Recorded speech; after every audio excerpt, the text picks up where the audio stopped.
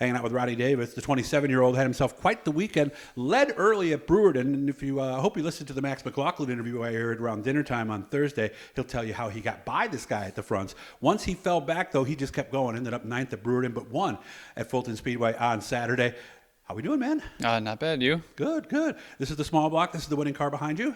Yep. Okay, yeah. So let's start with the better of the two. Yeah. Okay. How did Either Saturday one, no night matter. go? Yeah, well, Friday wasn't horrible, but No. Obviously Saturday was better. Yeah, no. Saturday I kind of have a routine, you know. I try to do as minimal as I can, you know. I like to show up, you know, and not change too much. Really, the only thing I'll be playing with is tires, usually because I don't get them done during the week. But so you might be grinding right yeah, there. yeah. I usually grind before we go out for hot laps, but no, you know, I really didn't feel good in the heat race. I had a new right rear on, so I was trying to get some tires burned in. But I was pretty confident in what I was doing for the feature, so no, it was just really fast. Okay, where'd you start? 6th. Okay. Because of the wreck week before, so I kind of got handicapped up front. I guess I missed that. Yeah. What happened the week before? I just tried getting underneath the guy, and I caught the Uke tire, ran out of room. Got the axle and everything? No, it didn't. It really just bent the drag link and stripped my that was pitman it? arm. Yeah, so. Could have been a lot worse. Yeah. Okay, all right. So we're 6th. How long did it take to get to the front? 10-ish laps, I'd say. 10, 15 laps. Yeah. Were you good right away? I was okay. You know, I could really go anywhere. So I knew the car was good.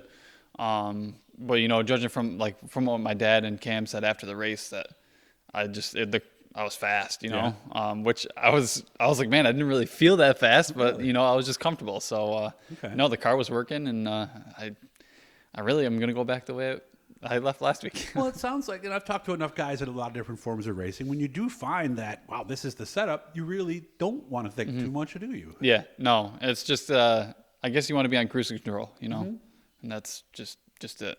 Yeah, little stagger adjustments as the track slickens up, but no big swings in the setup department. Yeah, basically. no, and if you got a good handling car, you really don't or shouldn't have to, you know, as far as I'm concerned. That's usually how it's worked for me, you know. If I got a good car, I can usually, you know, go throughout the whole night without changing too much. Yeah, and you've been the other side of that, where you've taken a good car and taken a little swing and gone, oh, no. Yeah. Right? You either need to go more or rarely have I gone too much. Okay, all right, so that's not enough.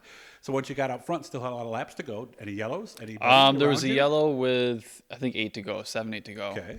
Yep, and that put, you know, all the top guys right behind me. So I had to make sure I hit my marks at that point. But, you know, I didn't really feel pressured. I didn't really see a nose. So I just kept doing what I was doing, you know, throughout the whole race. And, yeah, I guess it was no competition. Where were you running?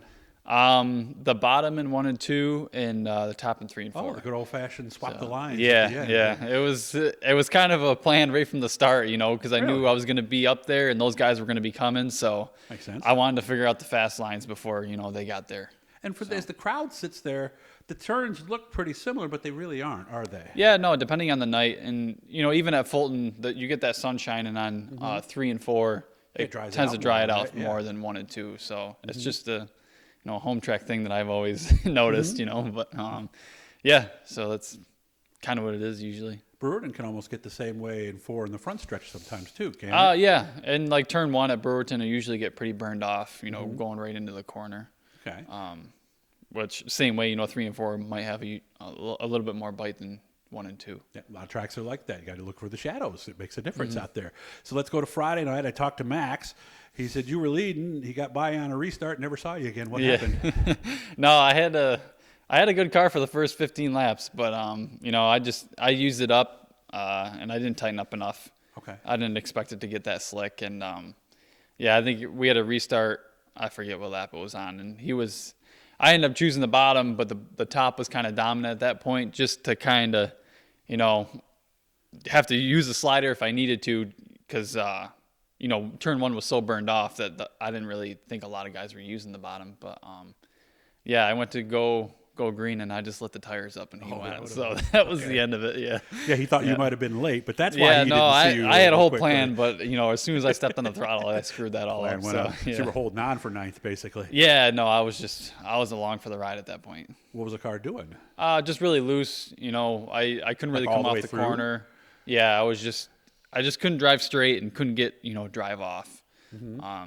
So I just just way too loose for the track condition. Okay. And of course, remember we were out here a while ago. We talked about brake bias. Did you do anything that way to try to help yourself out? Did you put a little more front in it? Not really, because I was still turning good, and I didn't want to screw that up. Okay. Yeah, so I just kind of dealt with it, and tried to find the moisture of what was left. Yeah, and use your right foot properly to Yeah. not spin the tires and stuff. But as good as I could get with it. okay. And that was who owns that car again? Tom and Chris. Yeah, I remember I talked to those guys at the practice. So we'll be back in that car tomorrow night, right? Yes. Yep. And then Saturday, we're hoping for a nice Saturday dry will be day. in this. Yep. And then, of course, Sunday, I was talking to Jimmy Phelps. He said there might be some big blocks coming up for some practice. You said that is exactly why you're going to go. Yep. Really, right before you got here, we just loaded that up, so that'll be out for Sunday at Weedsport. All right, 7:15 on beautiful Thursday night, by the way. You guys are getting this. So go right before this was Jimmy. Before that was Max. And, of course, I'll be at Brewerton tomorrow night. I know you got a lot of thank yous you'd like to get out.